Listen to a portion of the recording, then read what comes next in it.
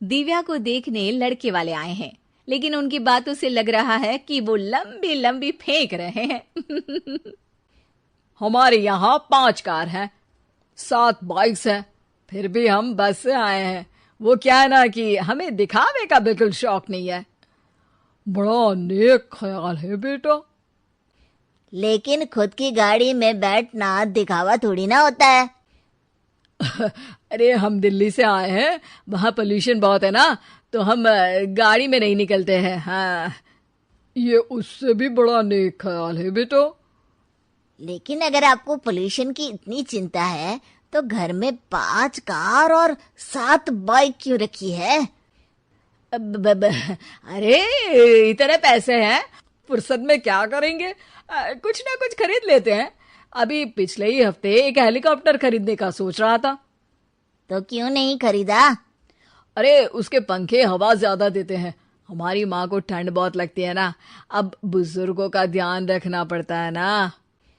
अरे वाह वाह, ये तो बहुत बड़ा, ऊंचा और नेक ख्याल है। हम कैसे मान ले कि ये लोग झूठ नहीं बोल रहे हैं? अरे हमारा परिवार झूठ नहीं बोलता।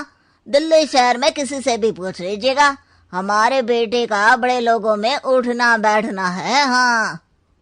अरे छोटो चुप रह, इतने बड़े लोग हैं, झूठ क्यों बोलेंगे?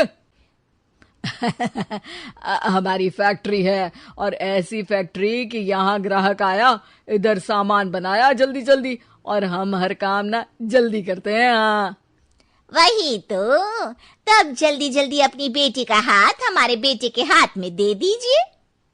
दिव्या के पिताजी दिव्या के भाई छोटू की एक भी बात न मानते हुए दिव्या की शादी दिल्ली के इस फेंकू परिवार में करवा देते हैं। जब दिव्या ससुराल पहुंचती है तब, आपकी कार्स और बाइक्स कहाँ है? मुझे बाहर जाना था किसी काम से। कार और बाइक्स? कौन सी कार और बाइक्स? अरे जब आप मुझे देखने आए थे तो कहा था ना कि आपके यहाँ 5 कार्स हैं और 7 बाइक्स हैं। हाँ हाँ, उस दिन थी, आज नहीं है। है? आज कहाँ गई? अरे जिनकी थी वो ले गए। मतलब वो आपकी नहीं थी?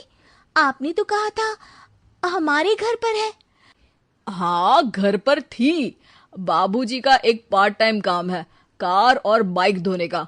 उस दिन घर पे 5 कार और 7 बाइक्स थी तो बोल दिया था। अरे झूठ थोड़ी ना बोला है, जैसा था वैसा बोल दिया। और वो हेलीकॉप्टर खरीदने वाली बात, वो झूठ थी क्या? अरे बिल्कुल नहीं, शहर में एक नई कंपनी आई है पंखे की, जिसके पंखे बड़े हैं। कंपनी का नाम हेलीकॉप्टर रखा है। जब लेने गए तो हवा बहुत तेज फेंक रहा था, तो माँ ने बोला ठंडी लगेगी बेटा।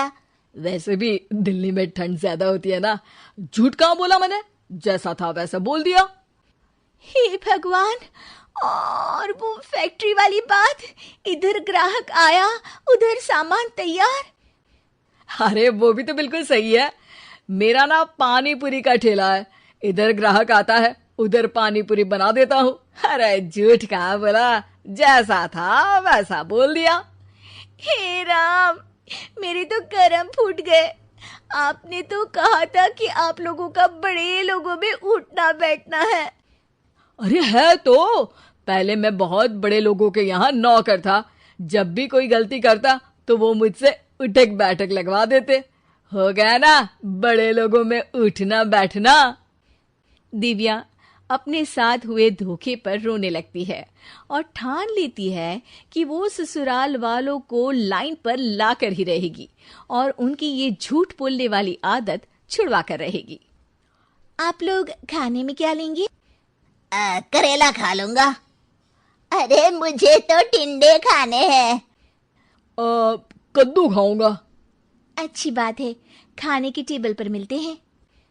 शाम को जब सब खाने की टेबल पर मिलते हैं तो सब देखते हैं कि टेबल पर प्लेट्स में एक पूरा और कच्चा कद्दू रखा है, कच्चा करेला रखा है और कच्चे टिंडे भी रखे हैं। बहू, ये सब क्या है? ससुर जी के लिए करेले, आपके लिए टिंडे और श्रवण जी के लिए कद्दू। अरे वो तो दिख रहा है, लेकिन ये पकाया क्यों नहीं है? आप लोगों ने पकाने को तो नहीं कहा था, बस मैंने पूछा था क्या खाएंगे, तो आपने ये कहा था कि करेले, टिंडे और कद्दू खाने वाले हैं। ये क्या मजाक है दिव्या, तुम झूठ बोल रही हो। अरे मजाक कहाँ है, आपने कहा कद्दू खाएंगे तो खाइए, ऐसी थोड़ी ना कहा था कि पका हुआ खाएंगे। और वो आप क्या कहते हैं, जैसा था वैसा बोल दिया, झूठ कहाँ बोला मैंने। दिव्या की बात सुनकर, समझकर सब शर्मिंदा हो जाते हैं और उन्हें अपने किए और झूठ बोलने की आदत पर पछतावा होता है।